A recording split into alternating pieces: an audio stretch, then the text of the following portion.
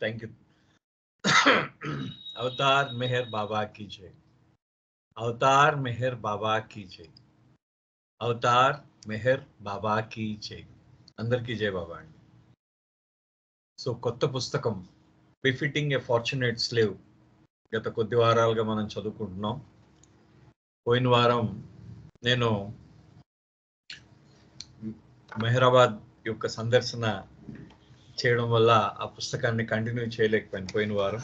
So మళ్ళీ ఇవాళ నుంచి మళ్ళీ ప్రారంభిద్దాం. ముఖ్యంగా ఈ పుస్తకానికి బిఫిటింగ్ ఏ ఫార్చునేట్ స్లేవ్ అని పేరు ఎందుకు పెట్టవలసి వచ్చిందో అని ఆవిడ చెప్పడం జరిగింది. అంటే మన డవానా బ్రౌన్ రాశారు ఈ పుస్తకాన్ని. అంటే దానికి యోగ్యమైన అదృష్టవంతుడైన బానిస అని అర్థం అన్నమాట. అంటే యోగ్యుడైన అదృష్టవంతుడైన బానిస అంటే ఇరుచి గారిని ఆ విధంగా ఆవిడ వర్ణించారు. అంటే బాబా యొక్క పదములే అవన్నీ. ముఖ్యంగా హఫీజ్ పదాలని అక్కడ చెప్పడం జరిగింది. అయితే దాని గురించి ఆవిడ చెప్పడం జరిగింది. సో ఇవాళ మనకి ప్రొలోగ్ అంటే దాని యొక్క మనకి దాన్ని ఏమంటారంటే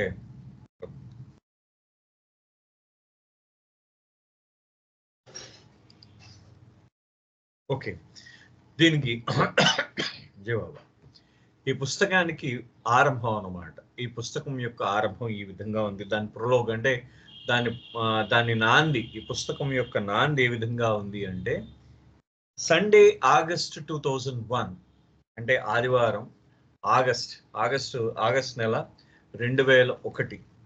1 minute అది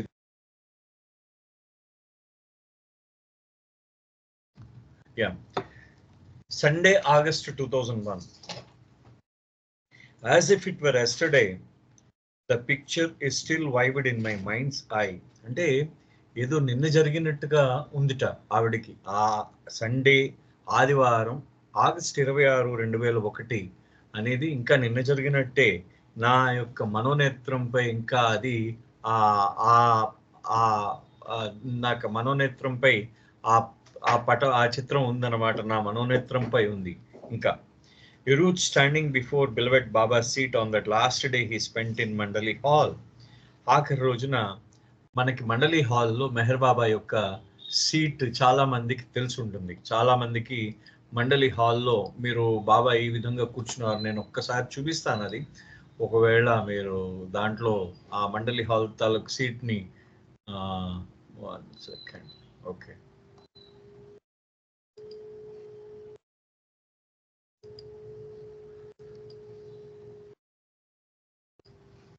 ఇగో ఇది బాబా ఈ విధంగా కూర్చుని ఉండేవారు. ఈ కార్నర్లో కూర్చుని ఉంటే దీన్ని ఏం చేసేవారంటే బాబా ముందు ఆ ఇరుచి గారు ఇప్పుడు వచ్చి ఆ సీట్ ముందు నిలబడి ఆయన బాబాతో మాట్లాడుతూ ఉండేవారు. ఆయన ఎప్పుడు కూడా బాబాతో మాట్లాడుతూ ఉండేవారు. సో ఈ విధంగా మనకి ఇరుచి గారు ఎప్పుడు రోజు కనబడుతూ ఉండేది వాళ్ళందరికీ. ఆ మండలి హాల్లో ఉన్న వాళ్ళందరికీ కూడా ఆ విధంగా కనబడుతూ ఉండేది ఎప్పుడు కూడా. On the last day he spent, ఆఖరి రోజు అన్నమాట, ఆయన బాబాతో గడిపిన ఆఖరి రోజు అది. It was a Sunday and the hall was packed with pilgrims from all over India and abroad. ఆ రోజు ఆదివారంట. ఆ మొత్తం హాల్ అంతా నిండిపోయి ఉంది, ఆ యాత్రికులతో నిండిపోయి ఉంది. భారతదేశం నుంచి పొరుగు దేశాల నుంచి వచ్చిన యాత్రికులతో ఆ మండలి హాల్ అంతా నిండిపోయి ఉంది. ఆవిడ చెప్తున్నారు అన్నమాట. ఈ విధంగా చెప్తూ ఆవిడ ఈ విధంగా అంటున్నారు, ఇంకా ఈ విధంగా అంటున్నారు ఏంటంటే, that momentous morning when the bell rang to end the session, Iruj slowly with great effort rose from where he was seated just in front of the window across from Baba's chair. ఆయన ఆ ఉదయం అన్నమాట, ఆ రోజు ఉదయం ఆయన bell కొడుతూ ఉంటారు మనకు మెహరాబాద్లో.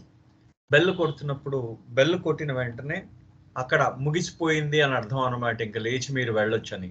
ఇప్పుడు ఇంతకు ముందులా కాదు. ఇంతకు ముందు ఏం చేసేవారంటే 3 గంటలకు బెల్ కొట్టేవారు.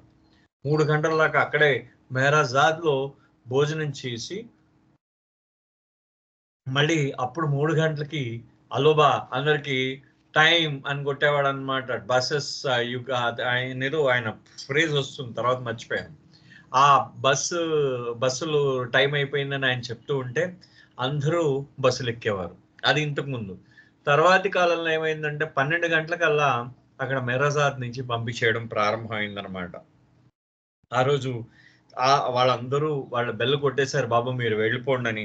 బెల్ కొట్టేసిన వెంటనే ఇరుచి గారు అప్పటికే కాస్త కష్టపడుతున్నారు అన్నమాట ఆయన లేవడానికి. ఆయన చాలా అతి కష్టం మీద గొప్ప ప్రయత్నంతో తన కుర్చీలోంచి లేచారు ఇరుచి గారు. లేచి ఆయన ఆ బాబా కరెక్ట్ గా చైర్ పక్కనే ఒక విండో ఉంటుందన్నమాట.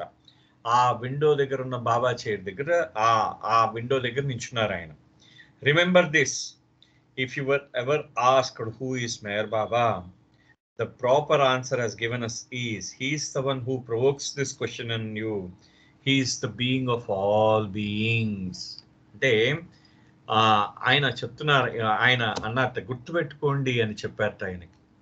అంటే అంటే మొత్తం ఆయన మీరు గుర్తుపెట్టుకోండి, ఎవరైనా మిమ్మల్ని మెహర్ బాబా ఎవరు అనే ప్రశ్న మిమ్మల్ని ఎవరైనా వేస్తే బాబా ఇచ్చిన సక్రమమైన, ఇక్కడ వాడిన పదం ఆయన చూడండి, ప్రాపర్ ఆన్సర్ అన్నారు ఇరుచి గారు. ప్రాపర్ అంటే కరెక్ట్ అయిన అన్నమాట, సక్రమమైన, యుక్తమైన, యోగ్యమైన సమాధానము అంటే ఏంటి చూడండి ఆయన అన్నది.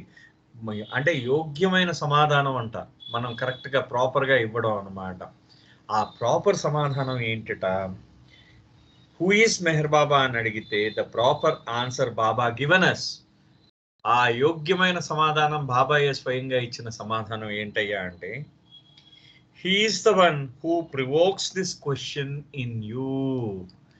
ఆయన ఎవరైతే నీలో ఈ ప్రశ్న అడిగిస్తూ ఉన్నారో, అంటే నీ ప్రశ్న అడిగించడానికి ఎవరైతే నిన్ను పురిగొల్పుతూ ఉన్నారో, నీలోన ఎవరైతే ఈ ప్రశ్న అడిగిస్తూ ఉన్నారో ఆయనే మెహర్ బాబా. అది బాబా ఇచ్చిన సమాధానం.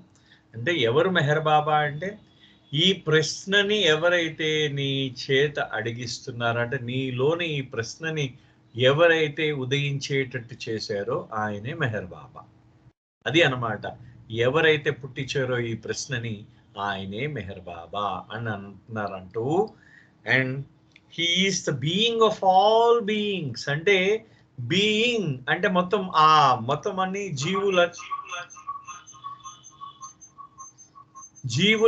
జీవులందరిలో ఉన్న ఆ పరమాత్మ ఆయనే.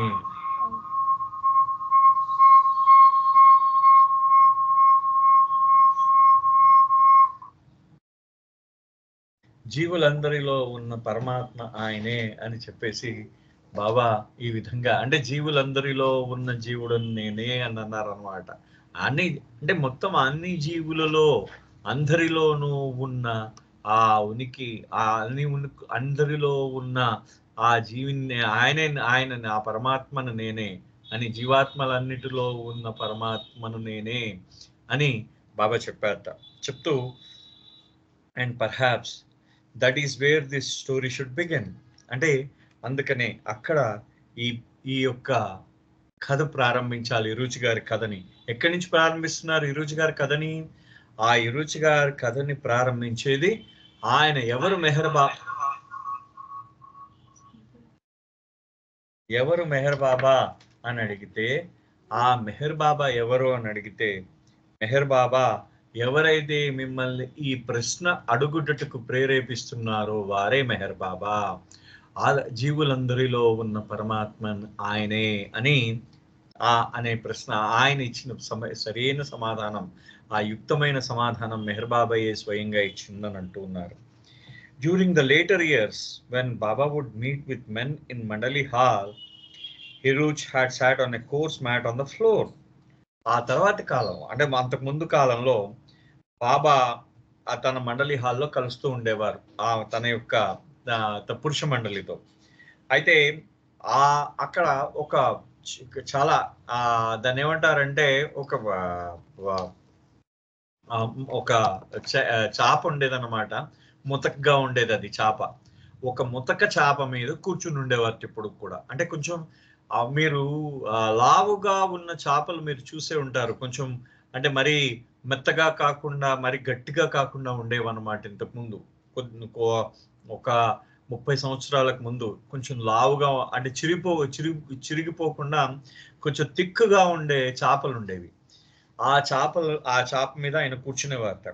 But he were holding a program or meeting with someone of his lovers, Iruch would lean against the ledge of his windowsill so that he could see over the heads of those gathered in front of Baba and interpret his gestures more clearly.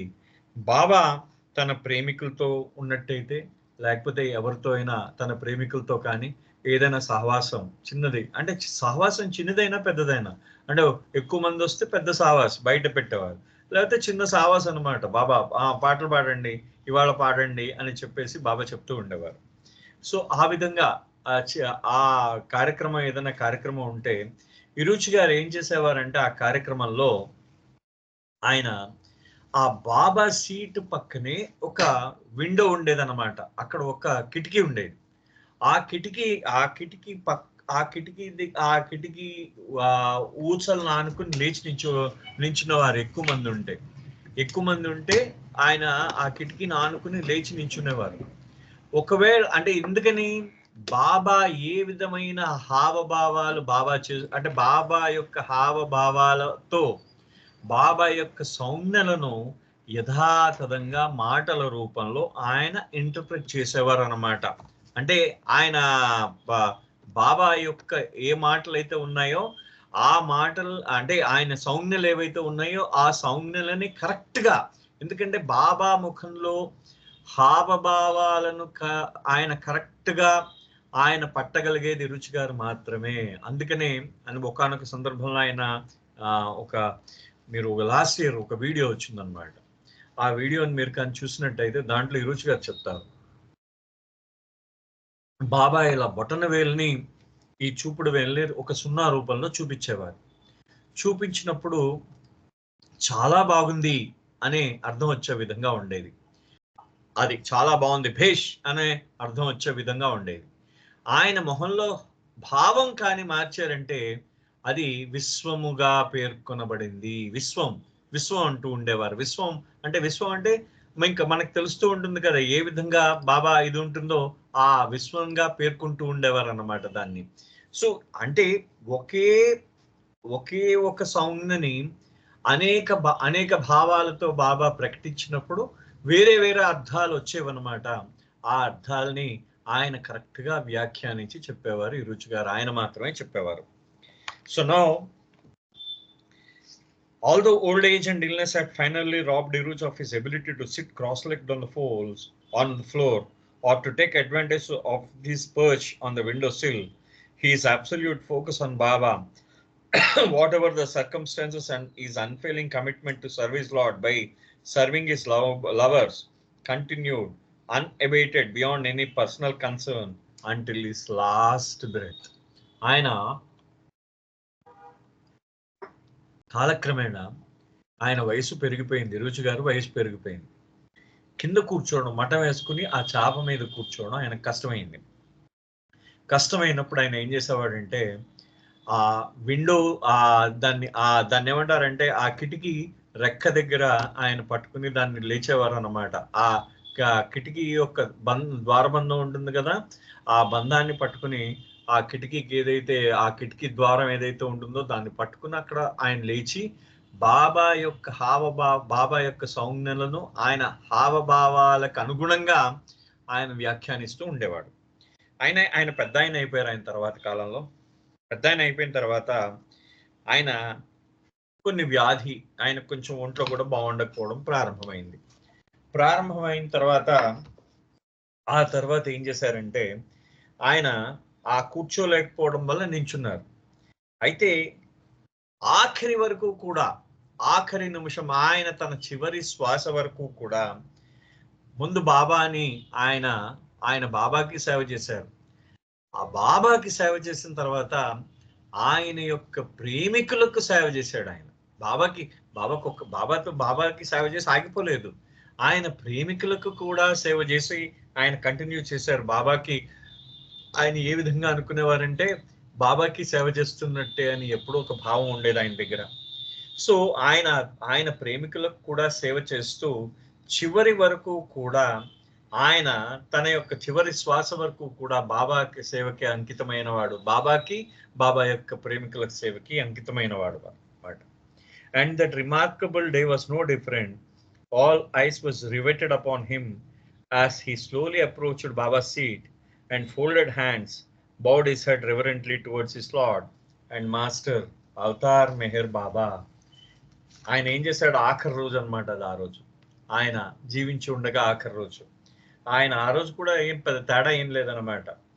అందరి దృష్టి ఆయన మీదే ఉంది. ఆయన ఏం చేశాడంటే మెల్లిగా బాబా యొక్క సీట్ దగ్గరికి వెళ్ళాడు.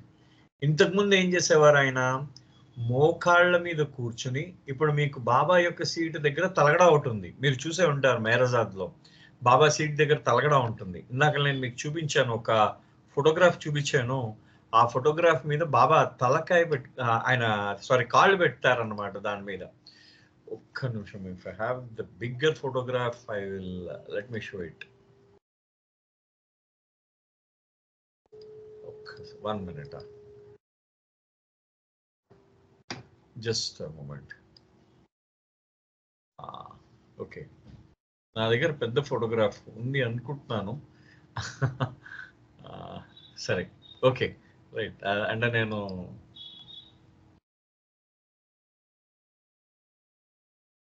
ఇది మీకు ఈ కాళ్ళ దగ్గర చూడండి, ఆ కాళ్ళ దగ్గర ఈయన ఇగో ఇక్కడ దీంట్లో పెట్టలేదు.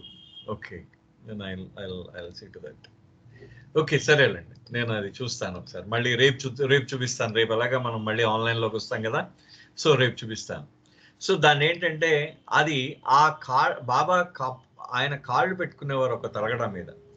ఆ తలగడ మీద ఈయన తలపెట్టి రోజు వెళ్ళేటప్పుడు మోకాళ్ళ మీద ఆయన కూర్చుని ఆ తలగడ మీద తలపెట్టి ఆయన తన తలపెట్టి అంటే బాబా పాదాలకి నమస్కరిస్తున్నట్టు నమస్కరించి ఆ సీట్లో ఉన్న బాబాతో ఆయన ఎవరు ఉండేవారు కాదు. ఆయన పొద్దున్నే వచ్చినప్పుడు ఏం చేసేవారంటే, ఈ రుచి గారు వచ్చినప్పుడు మార్నింగ్ పొద్దున్నే ఆయన వచ్చినప్పుడు వీళ్ళందరూ వెళ్ళిపోయేవారు అనమాట. ఇంకెవరు ఉండేవారు కాదు. ఈ రుచి గారికి ఒంటరిగా ఒక 5 నిమిషాల పాటు వదిలేసేవారు. అంటే ఆయన ఎవరైనా ఉన్నారనుకోండి, ఆయన అడిగేవారు చాలా మర్యాద పూర్వకంగా, can I spend few minutes with Baba అని అడిగేవారు. ఆయన చాలా గౌరవంగా అడిగేవారు తిరుచి గారు అందరు నేను.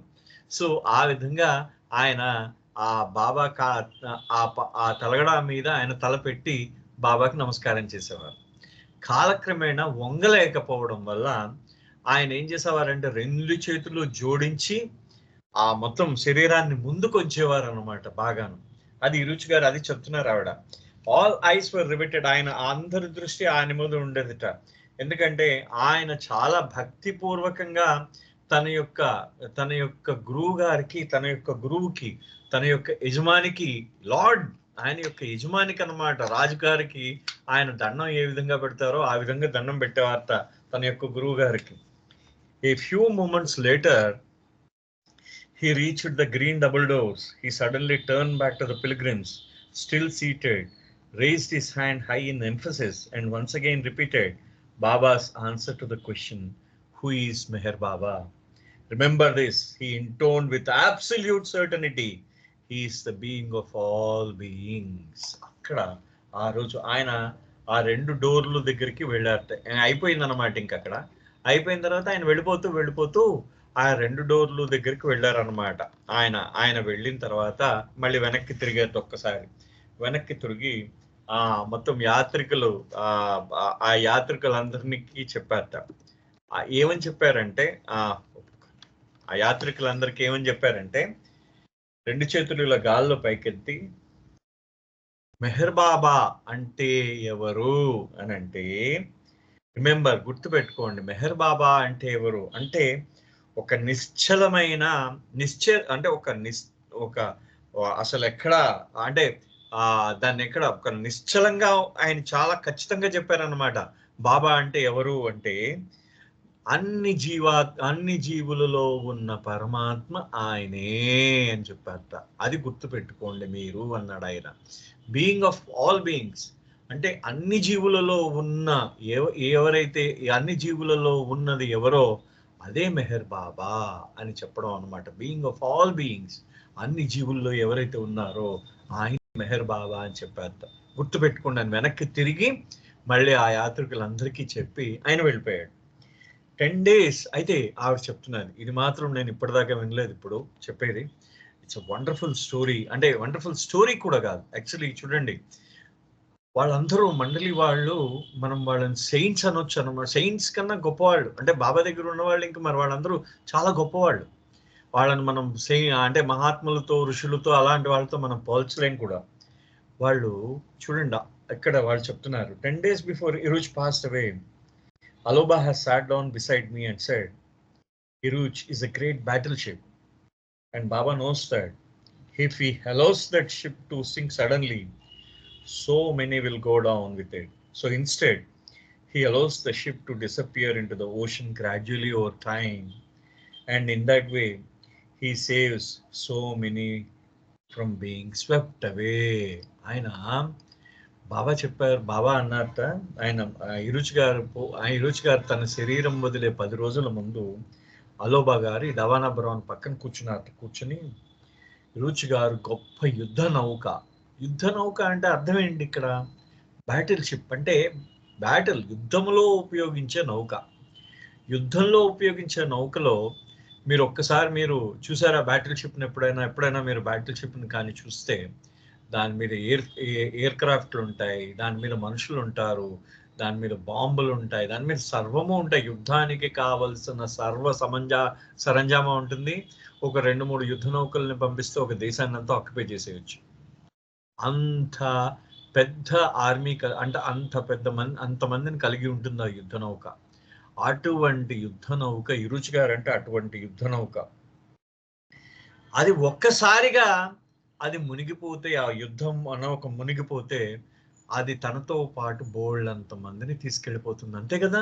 ఒక యుద్ధ నౌక మునిగిపోయింది అనుకోండి, దాంట్లో ఎంతమంది ఉంటారో అంతమంది దాంట్లో పాటు మునిగిపోతారన్నమాట. కానీ చూడండి అలోబా గారి మాట ఎంత గొప్పదో. So instead he allows the ship to disappear into ocean gradually. అంటే గ్రాడ్యువల్గా, క్రమక్రమంగా ఆయన ఏం చేస్తున్నారట, బాబా ఏం చేస్తున్నారట, ఆ యుద్ధ నౌకని ఆ యొక్క మహాసముద్రంలో కలిపేసుకుంటున్నారట క్రమక్రమంగా. అంటే ఇరుచ్ గారి యొక్క ఆరోగ్యము అంతంత మాత్రంగా మెల్లిమెల్లిగా ఆయన ఆరోగ్యం ఏమవుతున్నది, రోజు రోజుకి తగ్గిపోతూ ఉంది. అంటే ఆయన బాబా దగ్గరికి వెళ్ళిపోతున్న సమయం దగ్గర పడుతూ ఉందన్నమాట. అది బాగా దగ్గర పడుతున్నది. అది అంటున్నారు ఇరుచ్ గారు, ఒక పెద్ద యుద్ధ నౌక ఒక్కసారి ఆ యుద్ధ నౌకతో మునిగిపోయిందంటే ఆయనతో పాటు అనేక మంది మునిగిపోతారు. అందుకని బాబా క్రమక్రమంగా ఆ యుద్ధ నౌకని తనలో కలిపేసుకుంటున్నారు. ఆ మహాసముద్రంలో, ఆ మహాసాగరంలో కలిపేసుకుంటున్నారు ఆయన. So he allows the ship to disappear into the ocean gradually over time, and in that way he saves so many from being swept away. ఆ విధంగా క్రమక్రమంగా ఆ యుద్ధ నౌకని తనలో, ఆ మహాసాగరంలో, తన సాగరంలో, తానే మహాసాగరం, మెహర్ బాబా అనే మహాసాగరంలో ఈ యుద్ధ నౌక, ఇరుచ్ అనే యుద్ధ నౌకని కలిపేసుకోవడం వల్ల మెల్లిగా ఆయనలో మాయమైపోతున్నది ఆ యుద్ధ నౌక ఆ మహాసాగరంలో. దానివల్ల అనేక మందిని ఆయన రక్షిస్తూ ఉన్నారు. అది ఒక్కసారిగా మునిగిపోయింది అనుకోండి, మునిగిపోతే ఆయనతో పాటు అనేక మంది మునిగిపోతారట. సో ఇది జరిగింది ఇదే కదా. ఇప్పుడు ఏమైంది, బాబా పరమాత్ముడు ఆయన బాబా చెప్పి కూడా వెళ్ళారు. ఏమని చెప్పి వెళ్ళారు? నిన్న ఏమని చెప్పి వెళ్ళారు? బాబా ఏమని చెప్పారు? ఎవరు అక్కర్లేదు, నా దగ్గరికి రావడానికి మీరు డైరెక్ట్గా రావచ్చు, నా అవతార కాలం దాకా మీరందరూ నా దగ్గరికి రావచ్చు అన్నారు. మెడిటేషన్లు ఏవి కూడా అవసరం లేదు. నేను భౌతిక రూపంలో లేకపోయినా నేను మొత్తం నేను ఇంకా ఉన్నాను, నేను ఇక్కడే ఉన్నాను, నేను ఎక్కడికి వెళ్ళలేదన్నారు బాబా. నేను భౌతికంగా నేను లేకపోయినా నేను మొత్తం ఇక్కడే ఉన్నాను, ఎక్కడికి వెళ్ళలేదు అని చెప్పేసి బాబా అన్నారు. మన వాళ్ళు ఏం చేశారంటే భౌతికంగా ఒకసారి అవతార పురుషుడు కానీ సద్గురువు కానీ భౌతికంగా లేకపోయేసరికి భౌతికంగా ఉన్న వాళ్ళ దగ్గరికి వెళ్ళాలి అనే మాటను పట్టుకుని అనేక మంది బాబా యొక్క ఆయన వదిలేసిన తర్వాత విసర్జించిన తర్వాత అనేక మంది జంప్ అయిపోయారు బాబా దగ్గర నుంచి. బాబా యొక్క కొంగు పట్టుకోమని బాబా చెప్తే ఇంతమంది జంప్ అయిపోయి వెళ్ళిపోయారు, వీళ్ళందరూ వెళ్ళిపోయారు అనమాట. సో ఏమైంది, అలాగే ఏమైంది, వాళ్ళు అవతారుడి యొక్క ఆశ్రయం నుంచి వెళ్ళిపోయారు అనమాట. అవతారుడు వాళ్ళకి ఆశ్రయం ఇచ్చాడు, రారా నాయనా నిన్న చెట్టు కింద నేను ఈ అవతార చెట్టు కింద మీరందరూ సేద తీరండి, మీరందరూ మీ గమ్యాలను చేరుకోండి అని చెప్పేసి ఆయన మనకి ఆజ్ఞాపిస్తే, ఆయన మనకి అవకాశం ఇస్తే మన వాళ్ళు ఆయన శరీరంతో లేరు అనే భావన కలిగి మొత్తం మిగతా గురువులందరి దగ్గరికి వీళ్ళు జంప్ అయిపోయారు మొత్తం అంతా. సో ఇది చాలా ఖచ్చితంగా బాబా ఒకళ్ళు కాదు, ఇద్దరు కాదు, అనేక మందికి జరిగింది. చాలా మహామహులైన బాబా ప్రేమికులుగా పిలవబడిన వాళ్ళందరూ కూడా జంప్ అయిపోయారు ఆ సమయంలో. సో అది అంటున్నారు అనమాట. ఆ విధంగా ఇప్పుడు ఇరుచి గారు వెళ్ళిపోతే అయ్యో ఇరుచి గారు కూడా వెళ్ళిపోయారు, ఇంకే అవతార్ మెహర్ బాబా లేదంటారు అందరూ. సో ఆ విధంగా కాకుండా క్రమక్రమంగా ఆ ఇరుచి గారితోనే వాళ్ళు చెప్పించారనమాట అదంతా కూడా. 3 months later in November 2001, I was sitting idly on the steps of the Blue Bus, still waiting in my mind for Iruj to come out of Mandali Hall at any moment. 2001 November 2001 అంటే అప్పటికే ఇరుజ్ గారు తన శరీరాన్ని వదిలేశారు. ఆవిడకి ఇంకా ఇరుజ్ గారు ఇంకా మండలి హాల్లో ఉన్నారనే భావనే ఉందన్నమాట. ఆ సమయంలో ఇరుజ్ గారు మండలి హాల్ నుంచి బయటకు వస్తారు. బయటకు వచ్చినప్పుడు ఈవిడ సాయం తీసుకుని మెల్లిగా వెళ్తారు. ఆయన ఇంకా మండలి హాల్లో ఉన్నారనే భావనతో ఆ బ్లూ బస్ ఇప్పుడు మీకు కనిపిస్తున్నది, ఇప్పుడు మీరు బ్లూ బస్ ఉంటుంది మెహరాజాద్ లో, ఆ బ్లూ బస్ కి ఒక మెట్లు ఉంటాయి, ఆ మెట్ల మీద ఇప్పుడు కూర్చుని ఇరుజ్ గారు వస్తారేమో అని ఎదురు చూస్తున్నప్పుడు అలోబా strode purposefully towards me and he reached me. He blurted out, I had the most wonderful dream last night. He looked so happy at that moment, like a child who was about to burst if he did not tell someone his secret. A winter chill has settled over Mehrabad and Aloba was bundled up in a thick woolen sweater stretched snugly over his round belly with a ski cap on his head. He looked very endearing, a paradox of old age and a childlike joy. What was your dream, Aloba? He sat down on the chair next to me. He was restless and both his hands and shoulders were twitching with excitement. After a few moments, he jumped up. He said that in his dream, Baba was standing in front of Iruch and himself. Aloba began demonstrating where everyone was standing. అక్కడ అలోబా గారు వచ్చారట, ఈవిడ అలా కూర్చుందా మెట్ల మీద. అలోబా గారు కావాలని ఈవిడ దగ్గరకు వచ్చారట. ఆయన నేను నిన్న రాత్రి ఒక అద్భుతమైన కళను చూశానన్నట్ట అలోబా గారు. ఆయన ఎంతో సంతోషంగా ఉన్నట్టు అలోబా గారు.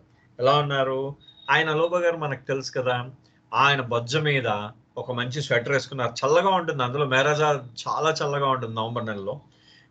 ఆ తర్వాత మంకీ క్యాప్ వేసుకున్నారు అనమాట అలోబా గారు. మీరు చాలా మంది చూసే ఉంటారు అలోబా గారిని.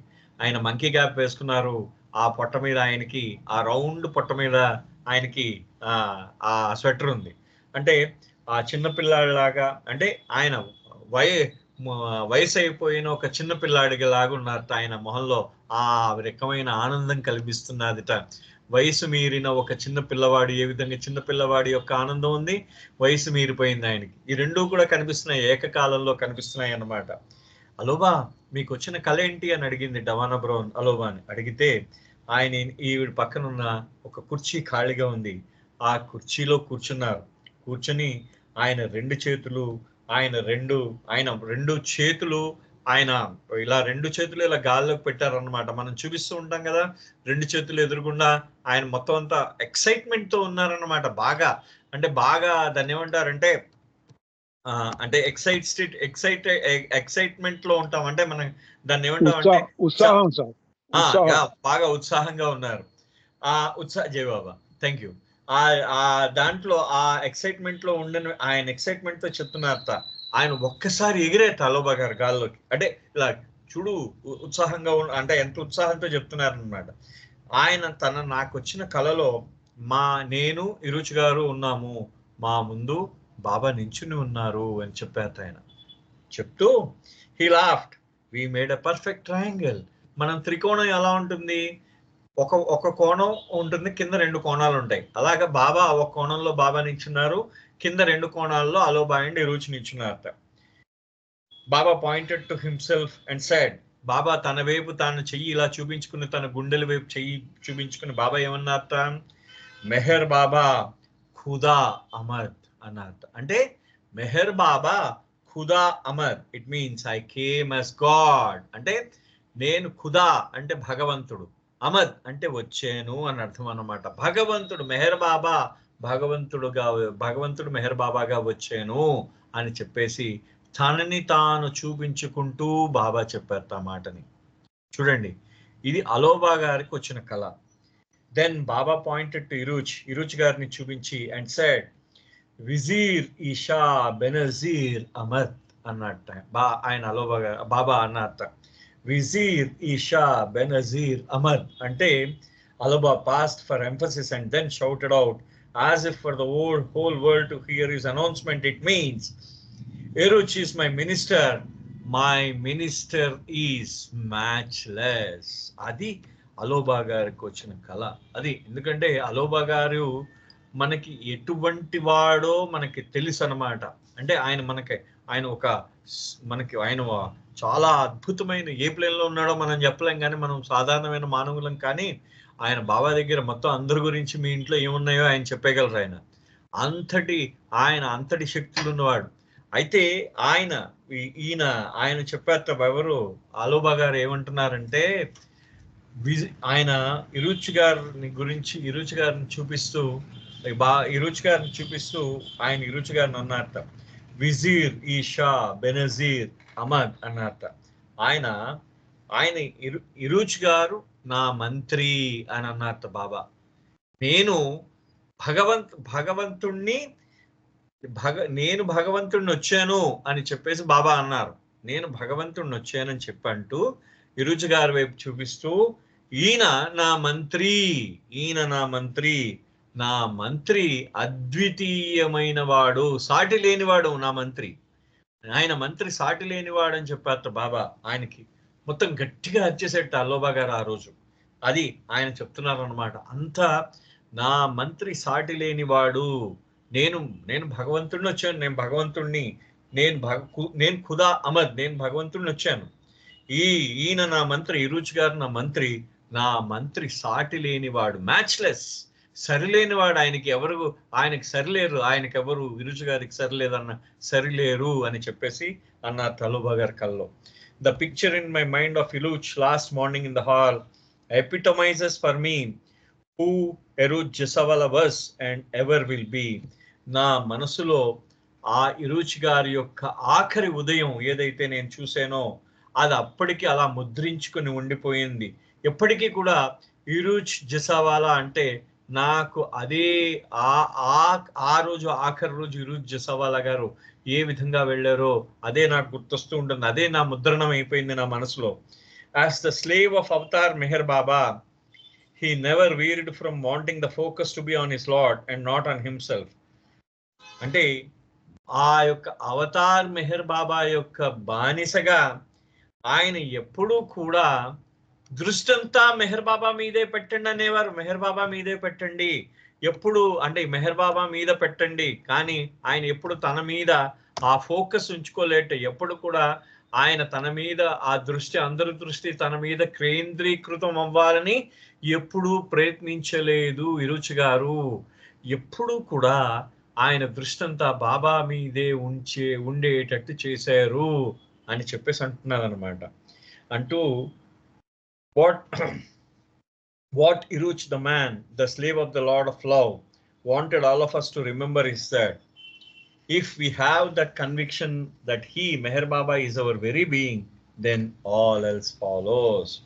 Iruch oka manishiga తన యొక్క ఆ లార్డ్ కి, అంటే లార్డ్ అంటే ఆ భగవంతుడికి, తన యొక్క ఆ స్వామికి ఆయన సేవకుడిగా, లార్డ్ ఆఫ్ లవ్, ఆయన ప్రేమకి ఆ ప్రేమకి ఈశ్వరుడు, ఆయన ప్రేమకి నాథుడు, ప్రేమకి స్వామి.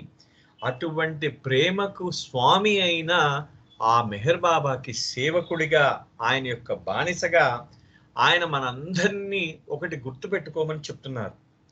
ఏంటి గుర్తుపెట్టుకోవాల్సిన అంశం ఏంటంటే, మనందరికీ కూడా మెహర్ బాబాయే మనందరి యందు ఉన్నాడు అనే ఒక కన్విక్షన్, ఆ యొక్క విశ్వాసం కానీ మనకి కలిగిన నాడు ఇంకా మిగతావన్నీ కూడా మనల్ని అనుసరిస్తాయి. మనం వాటి గురించి వాటి వెనకాతలు పరిగెట్టక్కర్లేదు.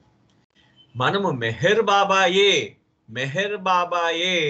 మన యొక్క పరమాత్ముడు అని మనం నమ్మిన నాడు మిగతావన్నీ మనల్ని అనుసరిస్తాయట. అంటే మెహర్ బాబా మనలో ఉన్నది మెహర్ బాబాయే అనే విశ్వాసం విశ్వాసముతో మనం ఉన్ననాడు, మనలో అందరిలో కూడా మెహర్ బాబాయే ఉన్నాడు అనే విశ్వాసం మనకు కలిగిన నాడు మిగతావేవి ఇంకేం అవసరం లేదు, మనం దేని గురించి వెతుక్కోవాల్సిన అవసరం లేదు, అవన్నీ మనల్ని అనుసరిస్తాయి అని అంటున్నారు ఆయన. And it begins with our determination to be his, to remember him, to hold on to him wherever he takes us. For as Baba has revealed, if you become his, then he becomes yours, and that's all that matters. అంటే ఆయన అప్పుడు అది ఒక్కసారి మనం ఆ నిశ్చయం చేసుకొని మెహర్ బాబాయే మన యందు ఉన్నాడు అని మనం నిశ్చయం చేసుకొని మనము ఎల్లవేళలా ఆయనని స్మరిస్తున్నప్పుడు, ఆయననే పట్టుకొని ఉన్నప్పుడు, మెహర్ బాబానే పట్టుకొని ఉన్నప్పుడు, ఆయన ఎక్కడికి తీసుకువెళితే అక్కడికి మనం వెళ్ళగలిగినప్పుడు ఆయన ఏమన్నారంటే, ఆయన బాబాయే చెప్పారట. బాబా ఏం చెప్పారంటే, నువ్వు ఒక్కసారి ఆయనకి నువ్వు ప్రేమికుడుగా మారిన రోజున, ఆయన మనిషిగా నువ్వు మారిన రోజున ఏమవుతుంది, ఆయనే నీ మనిషిగా మారిపోతాడు, ఆయన నీకు భగవంతుడిగా మారిపోతాడు, ఆయన నీకు. అంతే చాలు, ఇంక అంతకుమించి ఏమక్కర్లేదు. ఒక్కసారి నువ్వు ఆయనని పట్టుకుని ఆయన చెప్పింది చేసినట్టయితే ఇంకా ఆయన నీ వెనకాతలే ఉంటాడు, మెహర్ బాబాయ్ నీ వెనకాతలు ఉంటాడట. అది ఇరూచి గారు ఎప్పుడు ప్రతి ఒక్కరికి కూడా బాబా ఈ మాటని గుర్తు చేస్తూ ఉంటారన్నమాట. ఎప్పుడు కూడా బాబా ఈ మాటను గుర్తు చేస్తూ ఉంటారు. అది చాలా అతి గొప్ప విషయం చూడండి. నిజంగా అంతే కదా. మనము ఒక్కసారి మనం పరిపూర్ణమైన విశ్వాసంతో, త్రికరణ శుద్ధిగా అన్నారు బాబా, ఎప్పుడు కూడా ఆ మాటను వాడతారు. సిన్సియర్, త్రికరణ శుద్ధిగా. త్రికరణము అంటే మన కర్మల బట్టి కానీ, మన ఆలోచన బట్టి కానీ, మన మాటలు బట్టి కానీ, అంతా మొత్తం అన్ని దృష్టంతా మనం ఆయన మీద పెట్టి ఆయన యందు మనం విశ్వాసం ఉంచి, ఆయనే మన యందు ఉన్నాడు అనే భావన మనం విశ్వాసం కలిగిన నాడు, మనం ఆ సంపూర్ణమైన విశ్వాసం కలిగిన నాడు ఆయన మనవాడైనట్టే. ఇంకా మనం దేని గురించి ఆలోచించక్కర్లేదు, ప్రపంచం అంతా నీ వెనకాతలు పరిగెడుతుంది. అది బాబా స్వయంగా చెప్పారు. తిరుచి గారు ఆ మాట ఎప్పుడు చెప్తూ ఉంటారు అంటుంది ఆవిడ. Many years have passed since that morning in Mandali hall, but etched on my heart for ever the moment remains. ఆ మండలి హాల్ ఆ రోజు, ఆ ఇరుచి గారు ఆ రోజు ఆఖరి రోజు మండలి హాల్లో ఆయన గడిపిన క్షణాలు ఇప్పటికీ కూడా నా మనసులో తాజాగా ఉన్నా కానీ, నా హృదయంపై ముద్రించబడిన ఆ క్షణాలు అలా గుర్తుండిపోయాయన్నమాట. The gift of legacy Iruch left us cannot be measured or contained in a lifetime. అంటే చూడండి, ఇది ఇరుచి గారు మనకు వదిలిన లెగసీ. అంటే ఆయన మనకి ఇచ్చిన ఆస్తి ఏంటి? ఇరుచి గారు మనకి ఇచ్చిన సొత్తు ఏమిటి? ఆయన మనకి ఇప్పుడు లెగసీ అంటే అర్థం ఏంటంటే, వంశపారంపర్యంగా వచ్చిన ఆస్తిని లెగసీ అంటాం అన్నమాట మనం. సో అది ఆయన ద్వారా మనకు సంక్రమించింది ఏంటయ్యా అంటే, ఇరుచి గారి ద్వారా ఆయన ఏదైతే మనకు ఆయన ద్వారా సంక్రమించిందో అది మనం దాన్ని మెజర్ చెయ్యలేనిది. అంటే మెజర్ అంటే దాన్ని మనము కొలవలేనిదన్నమాట. అంటే కొలమానం లేని, అంటే కొలవలేని ఒక గొప్ప విషయాన్ని ఆయన ఇచ్చాడు మనకి. మన యొక్క జీవిత కాలంలో కొలవలేని గొప్ప విషయాన్ని ఆయనకు అందజేశాడు. It is the blue print for living one's life for him. ఆయన ఇచ్చింది ఏంటి? Blue print. అదే అన్నమాట ఆవిడ చెప్తున్నారు మనకి. అంటే నాకు అసలు గూస్ బంప్స్ వస్తాయి అనమాట. మన అంటే అంటే ఆయన ఒక నమూనాగా ఉన్నాడు. తన జీవితాన్ని మెహర్ బాబాకి సమర్పణ చేసి ఆయన ఒక మొత్తం అందరికీ కూడా ఒక నమూనాగా ఉన్నాడు అనమాట. అందరికీ కూడా ఆయన ఏ విధంగా తన జీవితాన్ని గడిపాడో ప్రతి ఒక్కరికి ఆయన ఉదాహరణ అయ్యాడు. అది అనమాట. ఒక ఆయనను చూసి మనం నేర్చుకోవచ్చు అన్నమాట. ఈ విధంగా మనం చెయ్యాలని. ఆ విధంగా ఆయన ఉండిపోయాడు. ఆయన ఒక బ్లూ ప్రింట్, ఒక నమూనాగా అయిపోయాడు ఈ రుచి గారు. తన జీవిత కాలం అంతా కూడా ఆ మెహర్ బాబాకి సమర్పణ అయ్యి ఆయన తన జీవితాన్ని ఒకరి జీవితం మెహర్ బాబా కోసం ఏ విధంగా జీవితం ఇవ్వాలో అనే విషయానికి నమూనాగా ఆయన మారిపోయాడు ఈ రుచి గారు అని చెప్పేసి ఆవిడ ఇక్కడ ముగించిందనమాట. This is wonderful wonderful. అది అంటే దానికి ప్రొలోగ్ ఏ విధంగా స్టార్ట్ చేసిందో చూడండి ఆవిడ.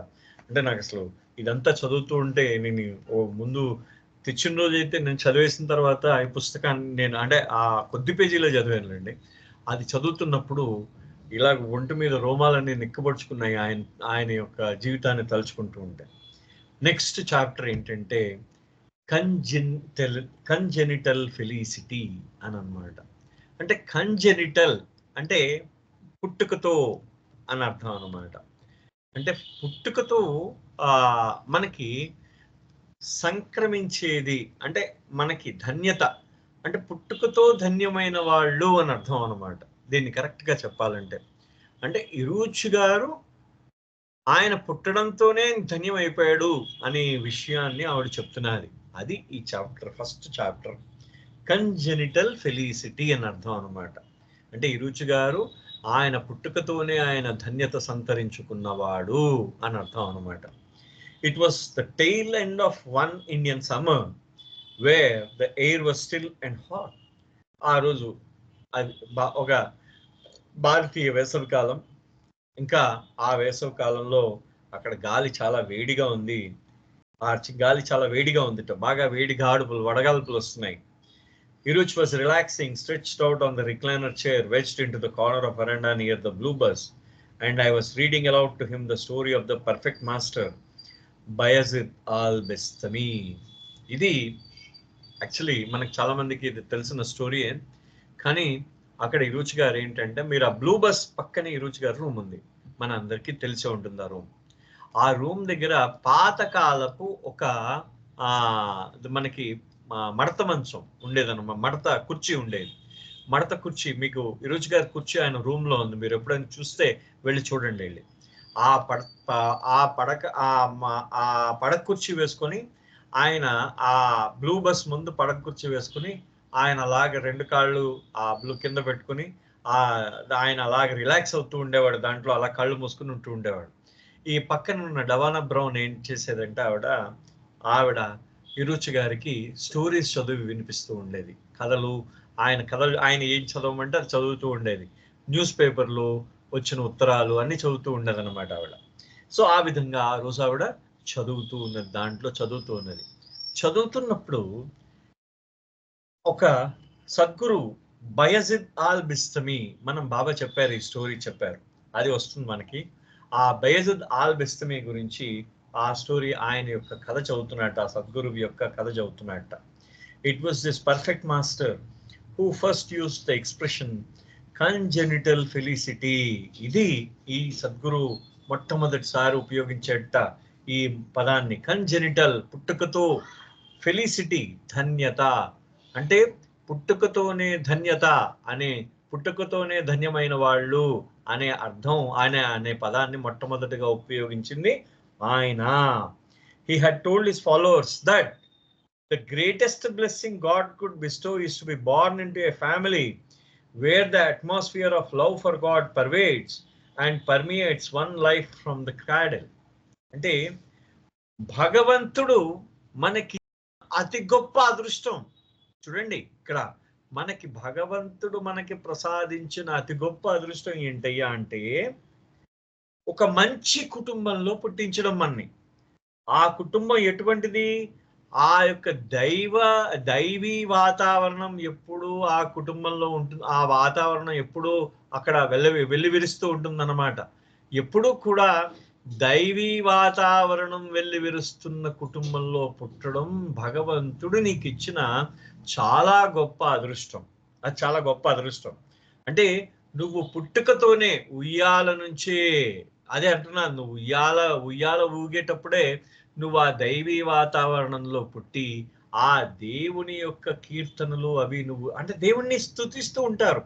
ఇప్పుడు నువ్వు అలాంటి కుటుంబంలో నువ్వు పుట్టడం ఎంతో అదృష్టం. ఎంత అదృష్టం చేసుకుంటే అలాంటి కుటుంబంలో పుడతాం. సో అంటే ఆ చుట్టూ నువ్వు ఎంతసేపు ఆ దైవీ వాతావరణం ఎప్పుడు వెల్లివిరుస్తూ ఉంటుంది. అటువంటి కుటుంబంలో పుట్టడం నీ అదృష్టం అది అని చెప్పేసి అంటున్నారనమాట. అంటే ఉయ్యాల నుంచే ఆ దైవీ వాతావరణం అనుభూతి పొందిన కుటుంబంలో ఇరుచ్ గారు పుట్టారనమాట. అది చెప్తున్నది ఆవిడ. ఇరుచ్ హ్యాడ్ కంజెనిటల్ ఫెలిసిటీ. ఆ ఇరుచ్ గారు కూడా అదే విధంగా పుట్టుకతోనే ధన్యత సంతరించుకున్న వ్యక్తి. కారణం ఆయన చుట్టూ కూడా ఎప్పుడు దైవీ వాతావరణం ఎప్పుడు వెల్లివిరుస్తూ ఉండేది. He was born into a family where there was genuine love for God. ఆయన ఏ కుటుంబంలో అయితే పుట్టారో ఆ కుటుంబం భగవంతుడి యందు స్వచ్ఛమైన నిజమైన ప్రేమ అన్నమాట. అంటే ఆయన భగవంతుడి యందు మామూలుగా అందరికీ ప్రేమ ఉంటుంది. అంటే ఆ ప్రేమకు ఏ విధంగా శుద్ధమైన ప్రేమ, స్వచ్ఛమైన నిష్కళంకమైన ప్రేమ ఉండే కుటుంబంలో ఆయన పుట్టాడు. భగవంతుడి యందు ఆ విధమైన స్వచ్ఛమైన ప్రేమ కలిగిన కుటుంబంలో ఇరుచు గారు పుట్టారనమాట. పుట్టి there is always a spiritual atmosphere in his home. ఆయన కుటుంబంలో ఎప్పుడూ కూడా ఆ దైవీ వాతావరణం ఉండేది. His mother had a cupboard full of books on spirituality. ఆయన యొక్క తల్లిగారికి ఎప్పుడు కూడా ఆయన తన తల్లిగారి అల్మారాల్లో అక్కడ గదిలో ఉన్న ఆ అల్మారాల్లో ఎప్పుడు కూడా దాంట్లో ఎప్పుడు కూడా ఆ భగవంతుడి యొక్క ఆధ్యాత్మికత వెల్లివిరిసే పుస్తకాలు ఎక్కువగా ఉండేవిట. As a baby on her lap, she would read him to stories of saints and masters whose pictures hung on the walls around him. ఆ చిన్న బాబు కింద ఇరుచు గారు ఉన్నప్పుడు ఆ తల్లి గారి ఒడిలో కూర్చుని ఇరుచు గారు ఎప్పుడూ కూడా ఆ యొక్క మహాపురుషుల యొక్క, ఋషుల యొక్క, ఆ మహాత్ముల యొక్క, గురువుల యొక్క కథలు వింటూ పెరిగాడు అనమాట తన తల్లిగారు బొడిలో ఉండి ఆయన. This is wonderful. మళ్ళీ రేపు కంటిన్యూ చేస్తాను. 7:56 అయిందండి. మళ్ళీ రేపు ఒకసారి ఇక్కడి నుంచి కంటిన్యూ చేస్తాను. అవతార్ మెహర్ బాబా కీ జై. జై బాబా అండి. జై బాబా అండి. జై బాబా సుబ్రహ్మణ్య గారు. చాలా చక్కటి పుస్తకాన్ని మాకు చదివి వినిపిస్తున్నందుకు మీకు ధన్యవాదాలు. జై బాబాలు. జై బాబా.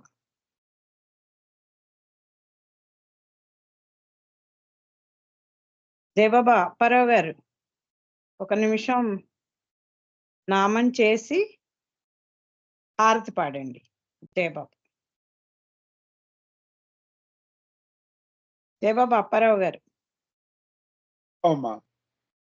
अवतार मेहर बाबा की जय। ओम नमो मेहर बाबा, ओम नमो मेहर बाबा, ओम नमो मेहर बाबा, ओम नमो मेहर बाबा, ओम नमो मेहर बाबा, ओम नमो मेहर बाबा, ओम नमो मेहर बाबा, ओम नमो मेहर बाबा,